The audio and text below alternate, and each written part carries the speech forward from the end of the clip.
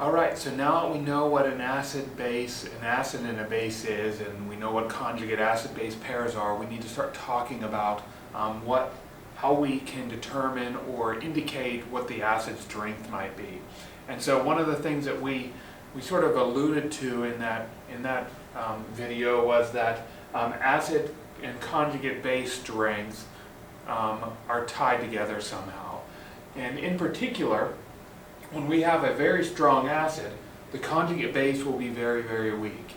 So if something's a good acid, it gives up a lot of protons, right? That base isn't going to want to take those protons back very, very much. All right? And just the opposite, if we have something that's a strong base like hydroxide, the conjugate acid is going to be fairly weak. All right? So in the case of, we talked about the strong base really being the hydroxide ion. If we look here, water would then be considered a very weak base, be a very weak acid, because its conjugate base, hydroxide, is very, very strong. On the other end of that, hydrochloric acid is one of the acids that we said would be a very strong acid, and its conjugate base, chloride, would be an extremely weak base. All right? So we know that the strength of the acid and its conjugate base are tied together. Now, if we take a look at this, now, how do we want to measure or indicate this? So we have to understand, and we talked last time about how weak acids behave as an equilibrium. So acetic acid, all right, will donate some of its protons to water to form hydronium ion and acetate. And we said that acetic acid is not a strong acid, so not all of its protons are going to be donated. In fact, it's going to be a very small percentage, less than 5% generally. And so, if we have that as an equilibrium, we can then write that equilibrium, all right, in the form of an equilibrium constant, where we might say the equilibrium constant for this particular reaction, we're going to call that Ka, because it's the equilibrium constant for an acid. We're going to call that the acid ionization constant, and that's going to be equal to the concentration of H3O times the concentration of acetate at equilibrium divided by the equilibrium concentration of acetic acid that's left over.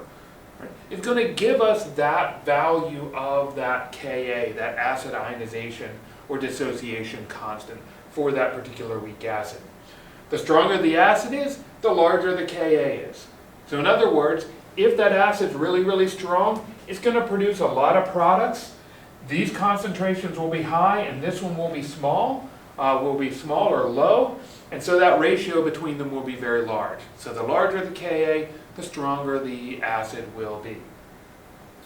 Now I want you to think about it. Why is it that we wouldn't put water into that equation? And we have to think back to when we were talking about equilibria and writing equilibrium concentration expressions. The idea that we didn't put solids and liquids into the equilibrium themselves. They don't really have concentrations. So water as a liquid doesn't show up in the equilibrium constant expression. Makes sense based on what we've learned before, but oftentimes we'll find that, it's like, okay, well, why isn't that there? And that explains it. It's because it's a liquid. Now, we can do the same thing with bases, all right? NH3, we said, was a weak base. It will take a proton from water, which is donating the proton to it, to form ammonium ion and hydroxide ion. We talked about this being the reaction that a weak base would undergo, as we talked about this last time. And so, in this case, we can write an equilibrium constant for this expression. We're going to call that Kb. We're going to call that the base ionization constant, or the base dissociation constant, you'll sometimes hear it called. And it's going to be the ammonium ion concentration times the hydroxide ion concentration divided by the concentration of ammonia. Again, water is not here because it's a pure liquid in that particular equilibrium, and so pure liquids drop out. We insert a concentration of 1 for those, and so they drop out of the expression. If a base is really strong, its Kb is going to be very large. Now, having acids or bases around are going to affect how much H plus or hydronium ion is going to be in that solution. And so we need to have some way of measuring how much hydronium ion, how much proton has been donated, okay, to water in that aqueous solution. So we can get an idea for how much of the acid is donating protons in that particular situation. And so there's a logarithmic scale, and you know what that logarithmic scale is because we're talking about acids and bases. We talked about it in lab, and it's pH. All right? And so we're going to use pH to measure how much proton has been donated in this solution, and we're going to find that the concentrations of H plus that we're going to find in solution are going to range anywhere from 10 the whole way to 10 to the minus 14th molar. So going from really, really high concentrations to really, really low concentrations. And you probably know already what happens when we have a large concentration of H plus in solution. We call that acidic. A small concentration, we call that basic. All right. And so the pH scale is developed. The pH is equal to minus log of the concentration of H plus in solution at equilibrium. And so we are going to use pH to describe how acidic or basic the solution would be. And you can see here a number of different substances. Right in the center we have pure water at 25 degrees C, and its pH is 7. All right? And so things that have a pH that are lower than that, we're going to call or group together and call them acidic. And things that have a pH that are higher than 7, we're going to group those together or call those basic. And right in the center, we're going to have what we're going to call neutral. Now I use red and I use blue because red's the common or the standard color that's used to describe something acidic. Blue is the standard color that's used to describe something that's basic. You saw that in the lab. It sort of comes from the litmus thing. Litmus paper turns red or turns blue depending on how much acidity is present. All right, and right in the center is water. Water we consider neutral. It's like the dividing line between acidic or basic.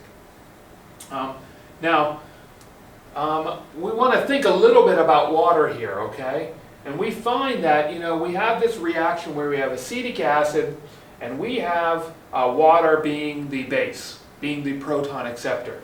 And down here we had ammonia, and water was the donor of the proton. So it was a base and it was an acid. And water's weird in that way that it can be both an acid and a base.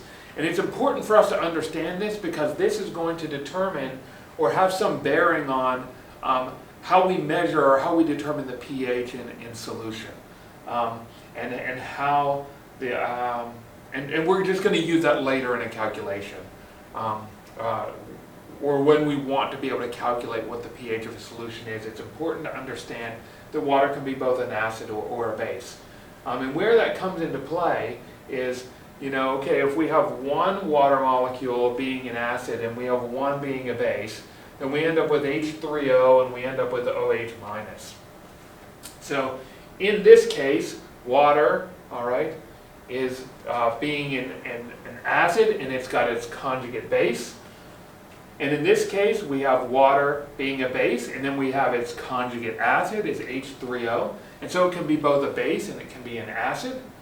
All right? And then we can write an equilibrium constant for that particular reaction, where water is reacting as both an acid and as a base. And that water ionization constant we call Kw, and it would be equal to the concentration of H3O times the concentration of OH minus. There's nothing in the denominator because both of the reactants are pure liquids. So they drop out of that equilibrium constant expression. And it turns out that the value for water, for that ionization constant, is known, all right? 1 times 10 to the minus 14th. So you might say, how does that help us? Because it means that in solution there's this balance at equilibrium between H3O concentrations and hydroxide ion concentrations. If the H3O concentration is very large, there still will be a small amount of OH minus that will be present, but it will be very small because the product of those two concentrations have to equal 1 times 10 to the minus 14th.